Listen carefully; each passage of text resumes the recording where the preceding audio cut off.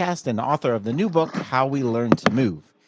In this presentation, I want to talk about kind of taking an ecological approach to cricket, right? Both in practice design, coaching. And what I want to do, I'm going to kind of introduce the main ideas of the ecological approach, talk about relevant cricket research. I'm also going to bring in work from baseball that I think is important, kind of testing these ideas. Then I talk a little bit about research that has looked at different ways of practice design, including some of my cricket research. I'm also going to bring in work from baseball that I think is first off, kind of the ecological testing approach. these Let's give the ideas. Then talk a basics little of bit what I about mean by research that that and has how it looked at differs different ways from of the practice design, traditional including some of to skill acquisition. And the way that I like to explain this and always start is to talk about variability, how the importance of variability and what the role it plays in skill, both in terms of developing skill and in terms of performing, right? And for this, I want to talk about the relationship between three types of variability. Performance outcome variability, right?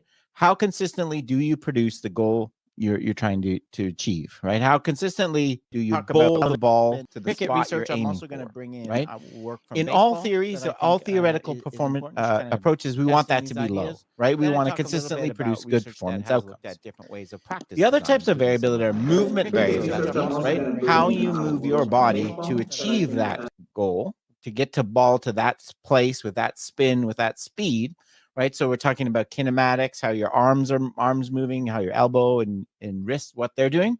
That's movement variability. And then we have the variability of practice, right? How much we're varying the conditions within practice to promote skill acquisition. And what we're going to find is, of course, these two are where the big differences in theories happen, right? So the traditional approach to skill acquisition is the idea that there's one ideal technique, right? There's one ideal way to bowl.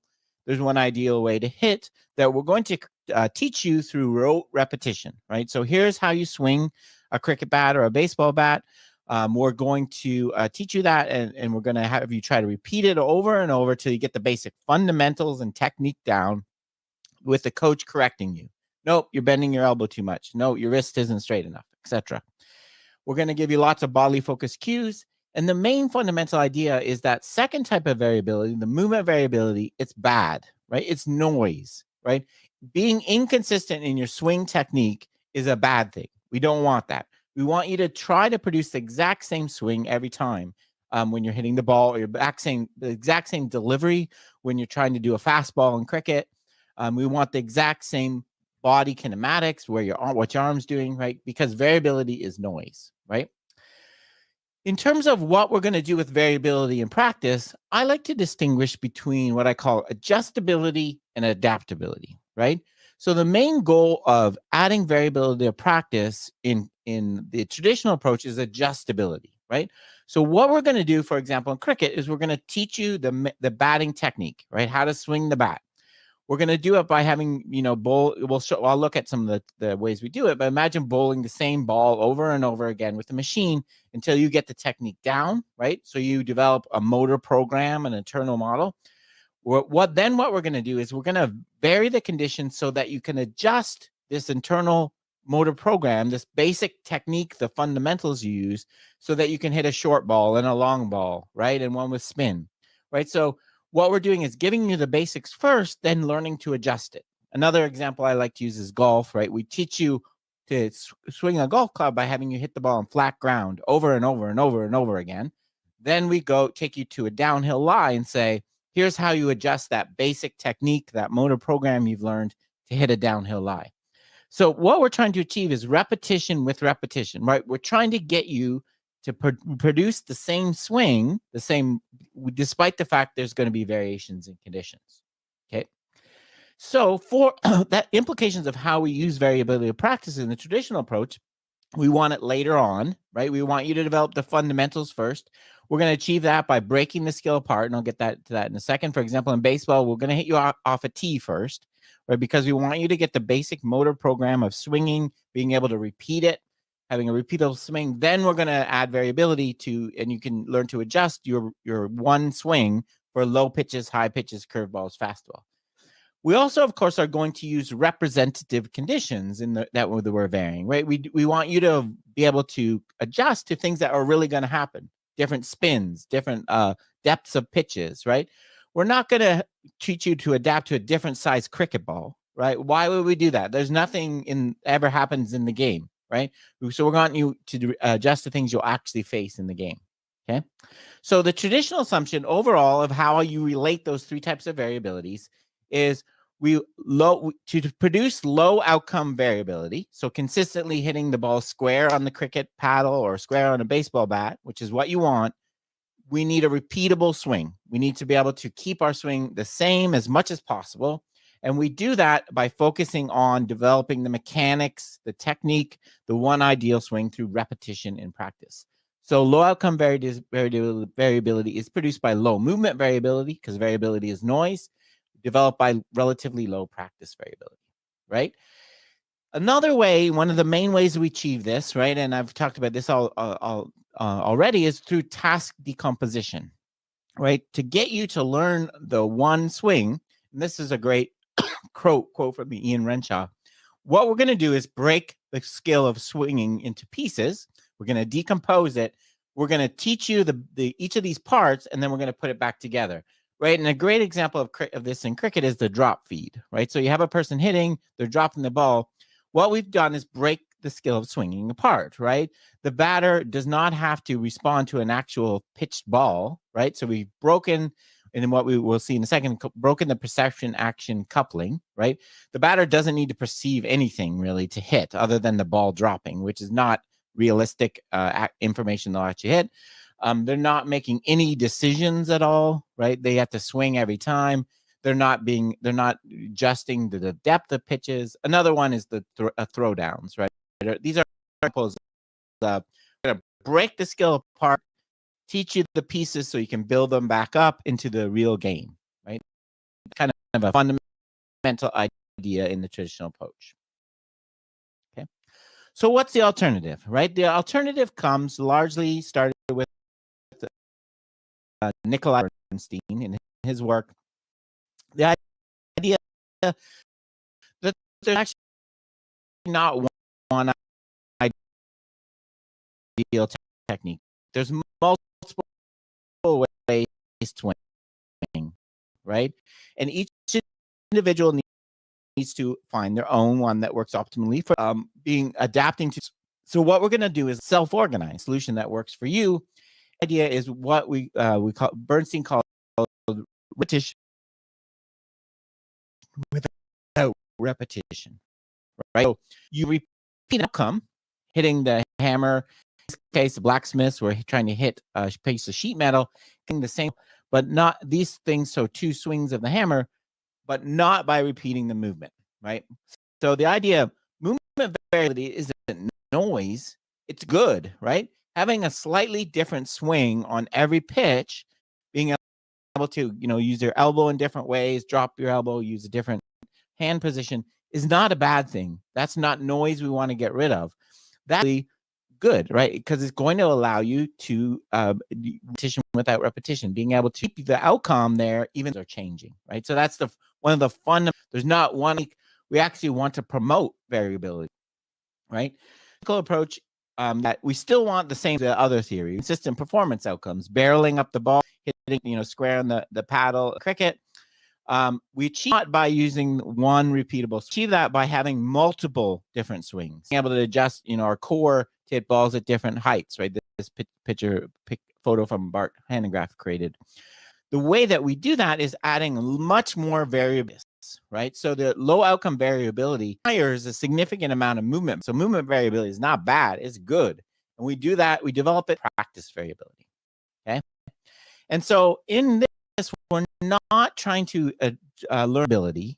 The purpose of the practice is not adjustability, stability. So we want you to learn how to solve different movement problems, learn to move, right? So we want you to learn to repeat an outcome, not by repeating the movement, by learning to adjust your movement slightly for different conditions right from the start. That's a very different kind of idea of what you do with variability. First of all, you want it there right from the start, right? You don't want, there's no fundamental, there's no ideal swing, right? So we want to do that first, right? And then add variability. want to start you off by problem solving and making decisions right from the start, right? You obviously we have to adjust this, and we'll talk about this in later on, how to the level and age of the performer, but we want variability right from the start. It's also the case that we don't necessarily need what we're varying to be something vary in actual conditions, right? We can the weight of the bats, vary stance, vary the depth, the size, and weight, right? Because we're not trying to teach us to different things. We're trying to teach adaptable. So it's problems that you'll never competition, because we want you to learn to be a movement problem solver, be adaptable, right? That's the goal. Okay. So instead of breaking things apart, right, we want you to learn what we're going to use. I'm going to talk about a cricket example in a second. What we're going to use instead of breaking skill apart, task decomposition, you're going to use this vacation, right? And here, one of the sport of soccer, one of the ways that we try to teach people soccer is by against another player. We have you dribble around cones, because you need to learn the fundamentals, dribbling technique, the one way to do before actually play soccer, right? So here we have a thing that's decomposed, right? You're dribbling a ball. There's no information here at all. The eyes are down. This is what I call this fake agility, right? Going around something has a purpose. This has no purpose, right? So what do we do instead? What we switch to is using tag, right? So what kids are asked to do is they're asked to try to tag another teammate while they're controlling the ball, have them control the ball, and the coach tries to tag them. There's lots of different variations of this. Why is this better? Have their eyes up. It's way more real agility, real function. UI is going to the left, his left, because for a purpose and based on information, because that guy is reaching towards that place, right? It's not because a coach told them to get to the first cone and left, right? That's fake. That's just aesthetics. That's just eyewash, right? This is real. Right? So that's one of the main differences. And as I said, we'll see an example of that.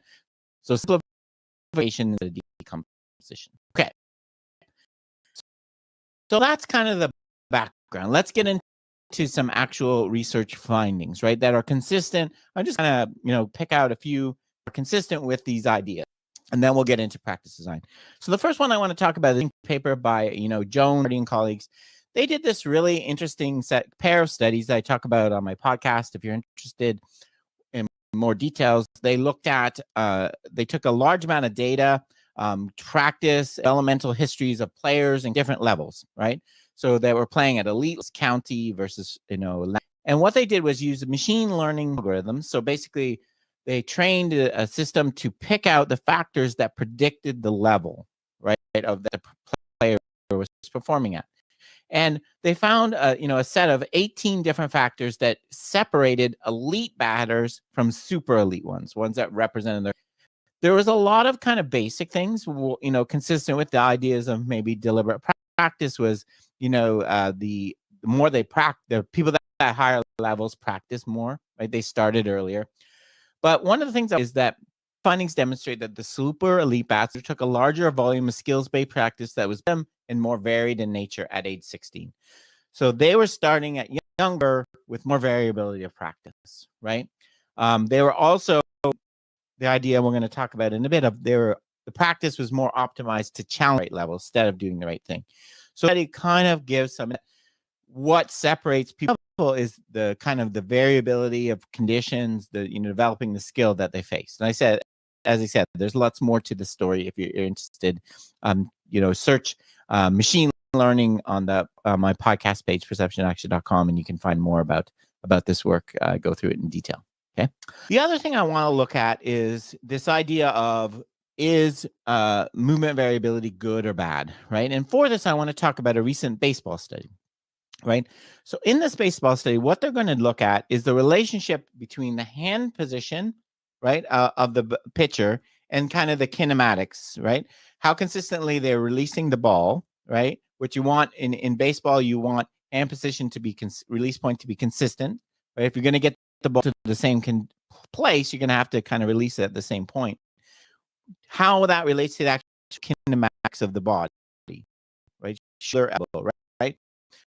Do I get a repeatable delivery in baseball or cricket by moving the same way every time, by reducing variability down to zero, or is there something else going on? Okay, so hand position in baseball. This is from baseball.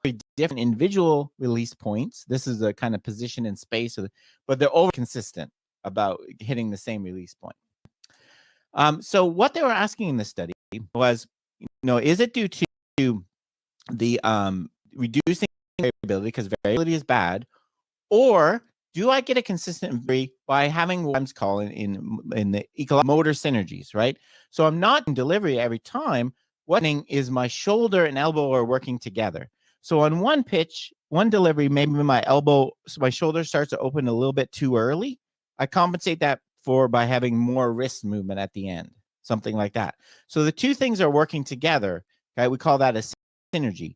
So I think my delivery is going to be variable from execution to execution, because one time this is going to open early, one time this is going to open late.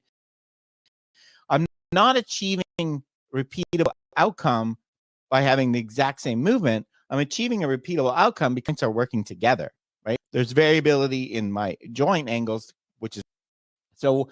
To test this, they had 12 pitchers. They threw the same pitch over 10 times in a row, relatively low velocity, that to point out. What they did is a really interesting methods question called the permutation method, right? So what they were doing was looking at the variability in the outcome, okay? And what they did was they compared two different ways of doing this, right? So one thing I could do is see what is the variability and the outcome. So they developed a model that predicted the outcome. So what is the variability in the outcome I get when I take the joint angle from the wrist angle, all from the same delivery, right? What happens when in my model, I use the knee angle from the first, hip angle from the second, the elbow angle from, okay? Think about the difference between these, right? If your delivery is completely repeatable, that's your secret to being a great pitcher, then it shouldn't matter which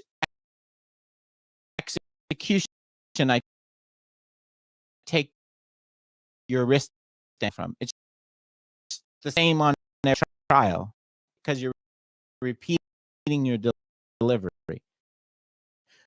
So this should lead to the same as this, right?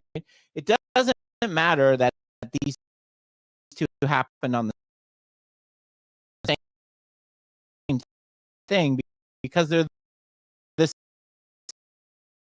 same every time, right? So basically,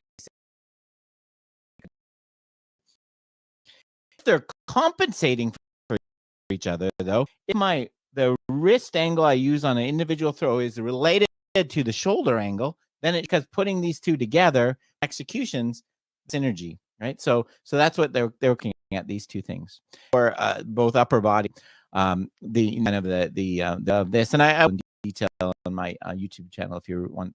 But the basic thing they found, I want to show you here. This is the outcome, the hand position, right? Measured for the angle, talking about vertically and so on. Main finding they found is variation outcoest all the points from one, right? From different to up. So that means the way that I'm achieving outcome is by my joints are working, right? My shoulder, because when I take them in execution, I get difference when I take them from different. So it's not reduced to zero, okay? It's not getting the deliver and over again. It's the reason which my points and degrees of these terms are working together. So the regulating variabilities rather than reducing variabilities, right? So this is going to be an important message. What skill is regulating and structuring variability. It's not getting rid of it, right? That's one of the main points I want to make here.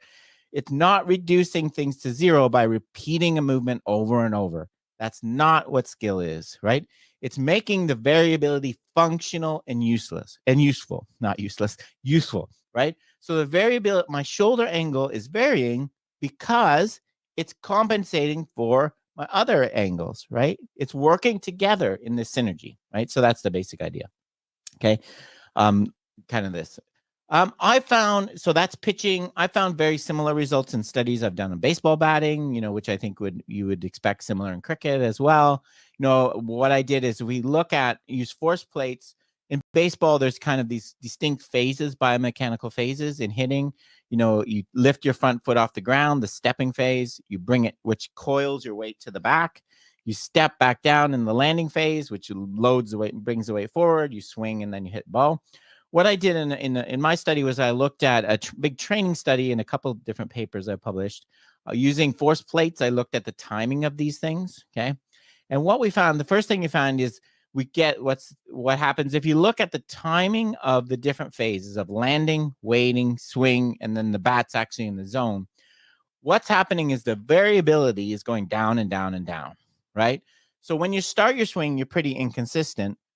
But as it unfolds, it's getting more and more precise into the actual level of 10 milliseconds or needs. This would be impossible if you're just executing them repeatable, right? That was just having a ballistic swing. This is evidence or just fly. Again, kind of motor synergies.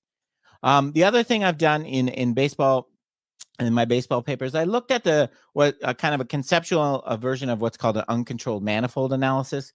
So imagine I'm making a swing and I'm going to divide the swing into my weight shift to my back foot and my weight shift forward. If you think about it, in baseball, those two things need to add up to equal the time it takes the ball to get there, right? If the ball is going to arrive in 480 milliseconds, say, I need to shift back and shift forward in that time to get my bat to the right place at the right time.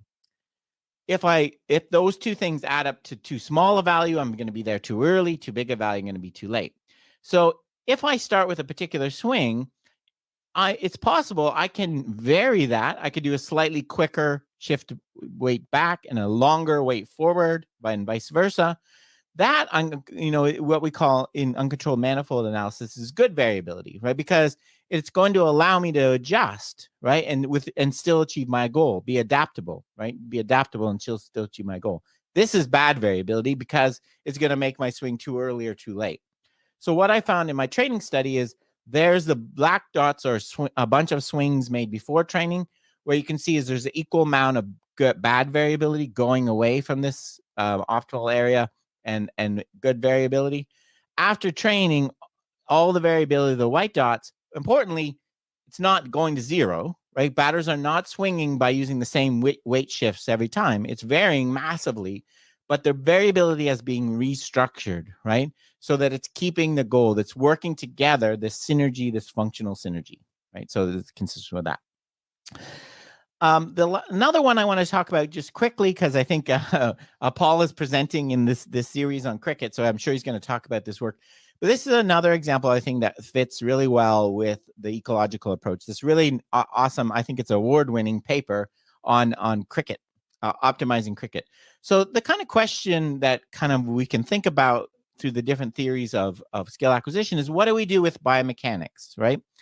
If we do a big biomechanics analysis and we measure all the joint angles involved in elite cricket bowling or elite baseball pitching, what do we do with that information? Well, the traditional view is we identify the optimal technique, right? Oh, elite cricket bowlers all have this knee angle on delivery. They all have this shoulder angle. They do this with their elbow, right? Then we try to give novice pitchers those things, right? So we bring them in the lab and say, oh, nope, you're not bending your elbow as much as the elite pitchers do. Usually, so we change that. So that's option one, which, in the ecological approach, that's the wrong way to do things, right? You're trying to give person the one technique when there is no one technique, okay? The more interesting way is these kind of two options, and the paper by Paul really does the second one. How can we identify an optimal solution for each individual, right? Because it's going to be different. It depends on your own individual constraints, your own kind of body height, weight, flexibility, and so on. So what they did in this paper was they took one bowler from the England Wales cricket board. They measured all the forces and movements and torque and things from their delivery, and they created a model a biomechanical model of the delivery based on 16 segments, right? So they had the output from the model, and the outputs were the ball parameters, spin, direction, speed, right? And what they did was their model, they tested, does it actually fit their deliveries? Do you get the same kind of angles and outcomes? Yes. But what was really novel and interesting about this paper is they used it to optimize this individual bowler's technique, right? So they identified something by using their biomechanical model, something that could be changed in theory that would result in higher ball velocity, right? So they identified these kind of factors, and they showed that if they change these parameters, basically in terms of the extension, right, it should get an increase in ball velocity of about 10%, right? Which in this case was about 8 miles an hour, which is huge, okay? Also ground reaction force, right? So what essentially what the change was doing was making the change in the the stride, the landing, so to optimize more what we call in biomechanics braking, right?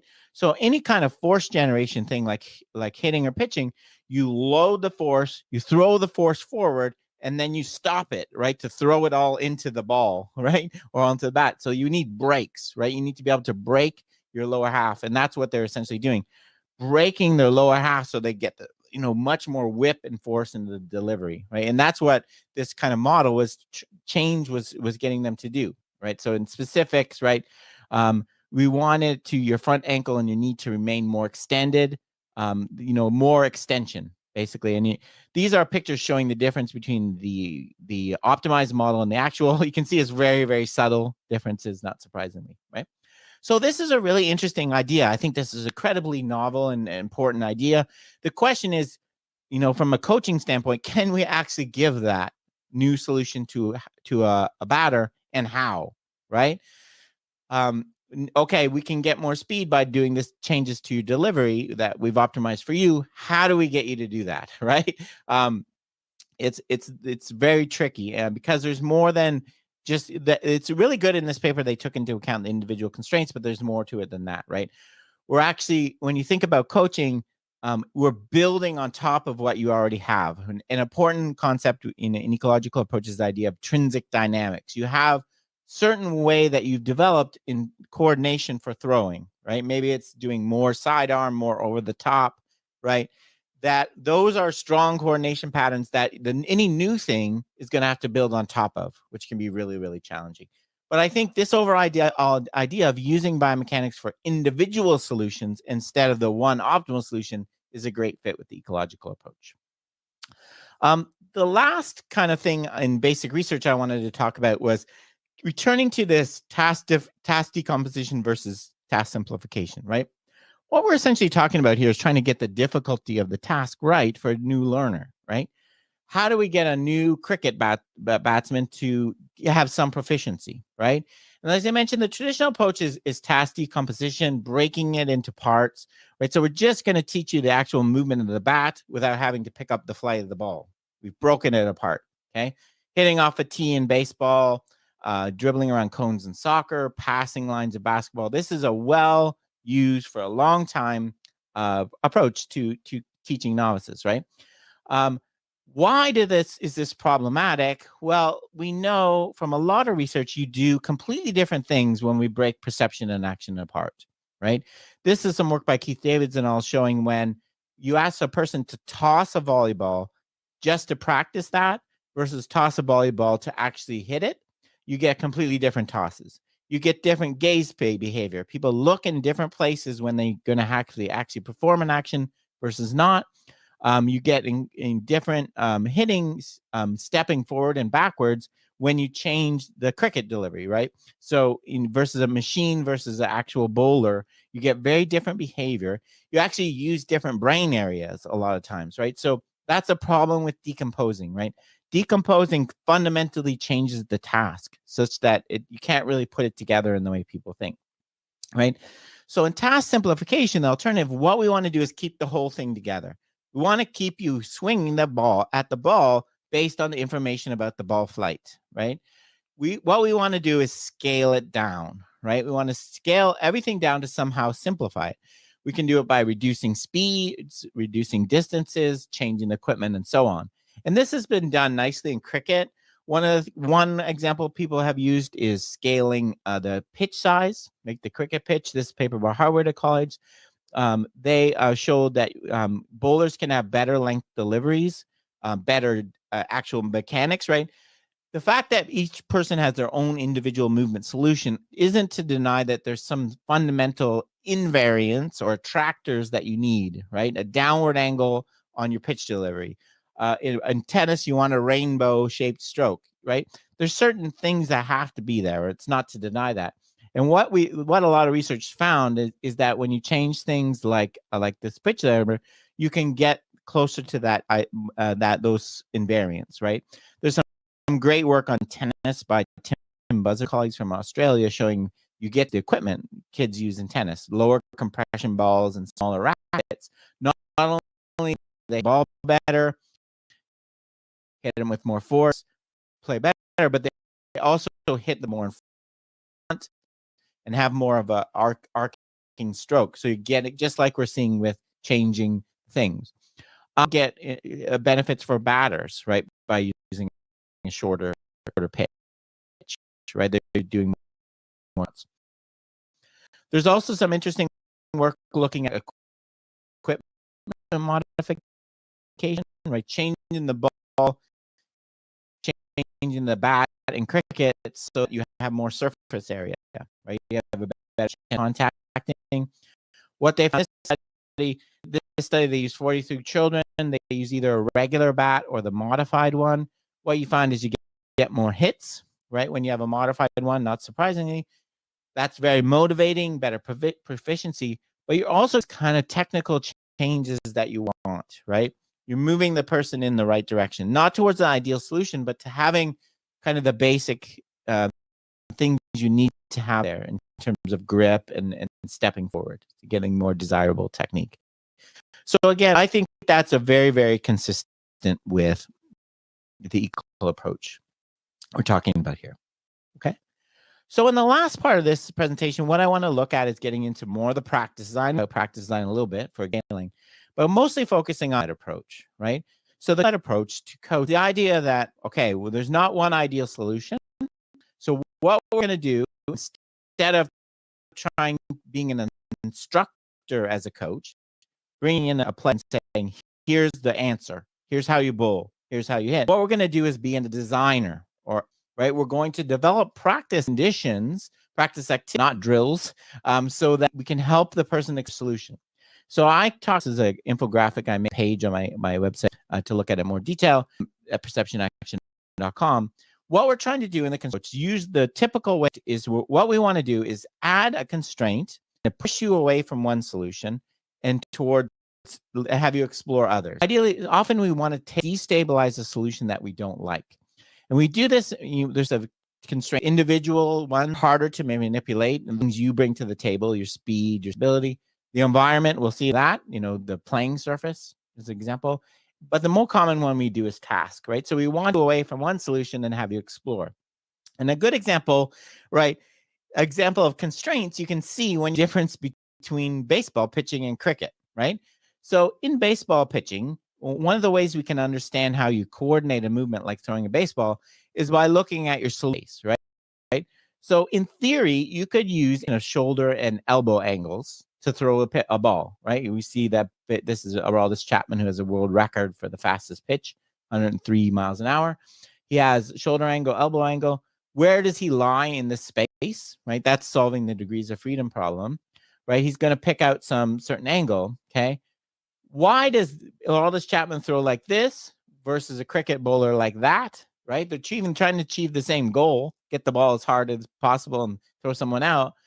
The reason is they have different constraints, right? They have different constraints. In this case, a task constraint. In cricket, there's a task constraint regulation of keeping your elbow straight, right? So cricket bowlers have an additional task constraint that shapes their solution, right? Based on the rules, right? So that fundamental idea we can use as a coach by adding our own new rules, our own new equipment things to do the same thing, right?